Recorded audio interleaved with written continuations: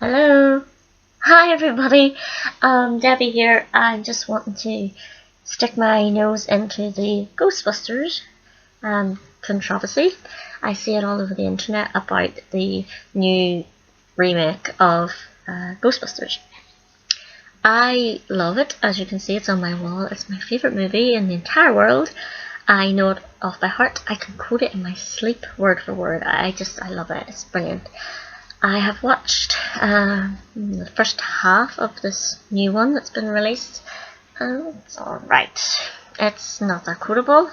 I can't think of anything that they've said really. The only thing I really liked about it, I thought Kristen Wiig was really funny. There were some jokes she did that were really good. I didn't personally understand why they need to remake something that's a classic. I think if they'd done a kind of pass the torch movie, that would have worked. Like I found the other day, I must have written it years ago, a synopsis I had written for a third Ghostbusters, and that I thought Oscar could have been a great Ghostbuster, and maybe Lewis and Janine had a kid, and maybe they all decided to become Ghostbusters, and the originals had to show them the ropes and stuff, or they had to bring in the originals to teach them, or they needed help with something. That would have been a great story. But instead they've done this. They've rebooted it. Doesn't need rebooted. The original. I know so many kids that have been brought up in the original. I was born in '84, a few months after Ghostbusters was released. My brother's 10 years older than me, so whatever he watched, I watched. So I was about 4 or 5 when I first saw Ghostbusters. And I loved it. It was just so funny. And it's not even scary. The Stay Puft Marshmallow Man, he's funny, you know. It's like Freddy Krueger, you know. You're not supposed to really like Freddy, but he's funny anyway. Actually, my brother used to watch a lot of horror movies, and I remember hiding behind the couch and watching Freddy Krueger. I don't think my mum knew that, actually. I do not endorse 5-year-olds watching Nightmare on Elm Street. But yeah, I even have a really good childhood memory of playing Ghostbusters with my brother. He had all the figures. We had this Ecto-1, and I would play Janine, obviously. And I remember having this really old telephone, you know, those ones you dial up, and it wasn't connected to anything. And I would pretend to be Janine, and I'd be like, Ghostbusters, what do you want? And then I'd shout, we got one! And my brother would come down the stairs with his Ecto-1, he'd go, you know, the noise, and wow, wow, wow. And he'd come down the stairs, and we would be like, pretending to try and find the Ghostbusters. And it was so much fun.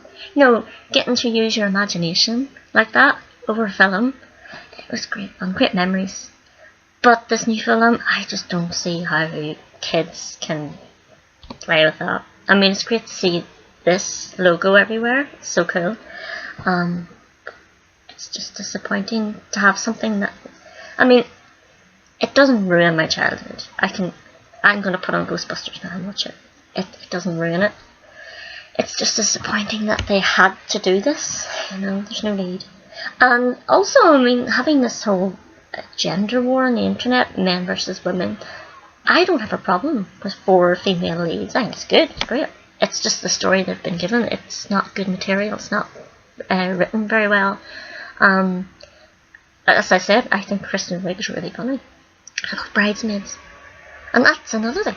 Your man, the director, Paul Feig, he wrote Freaks and Geeks, which is one of the brilliant shows I've ever seen. If you haven't watched it, it's all on YouTube. It only lasted 1 series, and it's brilliant. It has Jason Segel in it, who I love, and James Franco, Seth Rogen, Linda Cardellini. It's brilliant. There's some really, really good. It's really well written. And he did Bridesmaids, and he was Mr. Poole in Sabrina. I mean, I just don't know what he's done with this. I just don't get it.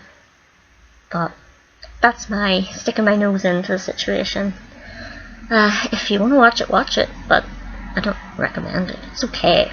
There's some really stupid jokes in it though. Letting the cat out of the bag, that was so stupid. And it went on and on and on. The CGI was quite good, I suppose. Pardon me. They had Slimer. Slimer shows up. Everybody loves Slimer. But, no, I think I'll just stick to the original. But, hey, I'm just one person.